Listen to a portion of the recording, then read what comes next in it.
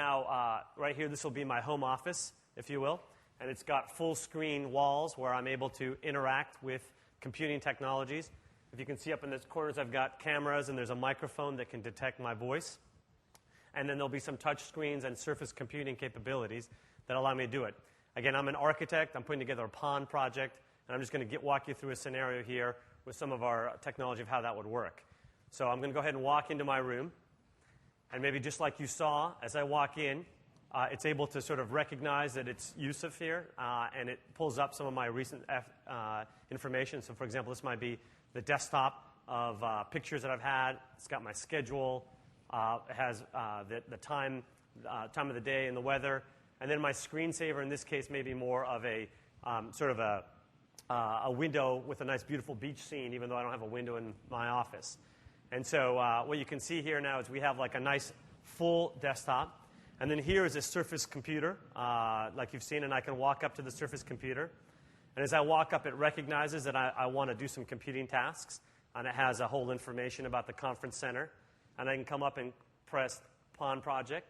And when I do, up will come the wall where I'm able to then look at all my information, schedule, model views, and budget. And what I can do is I can now navigate on the desktop. So here there's now immediately comes up a touch control, and I'm able to touch the screen and navigate around. And I can basically have as much space as I'd like. So I'll come down to the corner, and then here, for example, is the Pond Project, and I can just touch and expand like you've seen now on various devices and dive into the details of this particular project. And when I do, some controls will come up. So I can run analyses or simulations.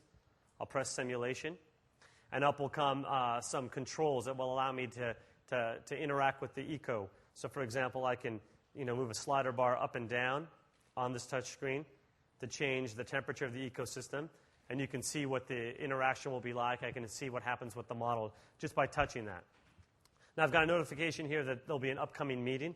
So I remember that I'm going to have a meeting to do. So what I'm going to do is I'm going to go ahead and move some of this to the side. So I can just reach up and grab the corner of this desk space and slide it down.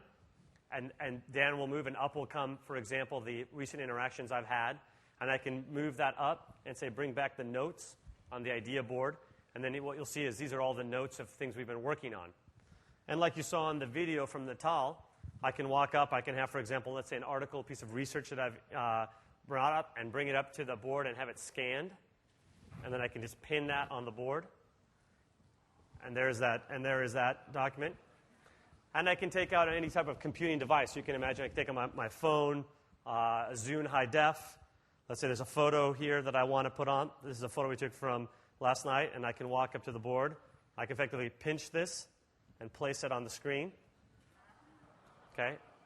And we're able to do that. And so now I have a great amount of information that's on the board, and I can effectively build my own experience here on the board and interact with the touch screen. We can also have Digital Assistant. So this is DAG. DAG stands for Digital Assistant Guide. And so he can come up at any time to remind me, and I can interact with him. Hey, DAG, what's up? I have some answers to the question raised at the meeting this morning. Do you want to see them now, or should I just post the information to the project site? You can just go ahead and post it to the project site. Thanks, DAG. Done. You also have a meeting with Patricia San Juan in a few minutes. I don't recall what that means about. Can you give me a little bit more information so I can be prepared for the meeting? Of course. Here's some background. Okay, so here's some information about the water usage, but the price estimates look higher than what I recall. Can I get some more background on the price, why the price is so high? Let me check on that. Here. If we zoom in on this part, we can see that the pricing of some of the upstream dependencies has changed.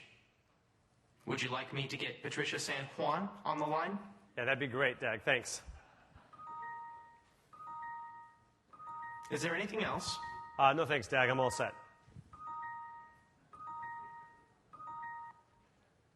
Oh, hi. It's good to see you again. Good to see you too, Patricia. Let's talk about that pond project. And now my team has refined 3 of the designs since our last conversation. Here's what we came up with. Now, given what we know from you and the customer, these are the 3 we think would work the best. Number 3 is the one the customer liked the most, but we've come across a small problem. I'm hoping we can talk through some of our ideas on how to make this one work. So let's set aside the other 2 for a second. Sounds good.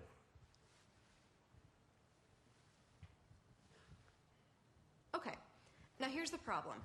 The water system the customer was so excited about is in a great spot, and the model shows that it really enhances the existing daylighting system. But the model also indicates that we may come up against some of the regulatory changes that are starting to take hold in some other cities.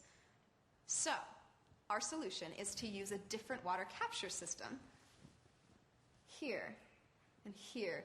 Okay, now watch the other variables and see if there's anything you're concerned about. That looks good. Plus, we get a sourcing incentive since we can get most of the materials right here in town.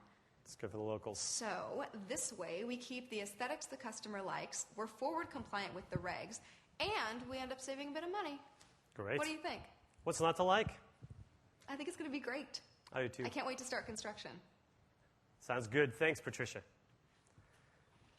So you get a sense there of how you can interact with the computer. You can touch screen, you can talk, we can work together on it. I want to sort of close that example by picking up that pond project. And now I can actually simulate viewing that pond project and being immersed inside the experience.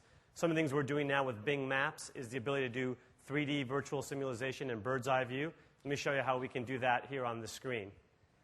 Hey, Dad, can you please pull up the pond project and display it for me here in 3D? Right away.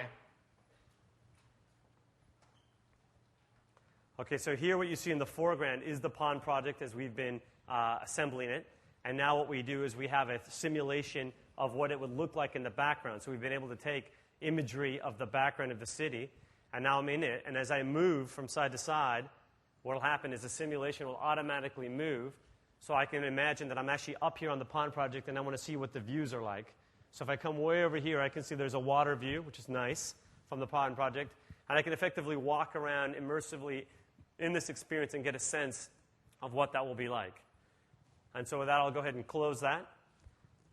And I'll come back to the slides to effectively summarize where we've got. But that gives you a sense of where you can go with computing.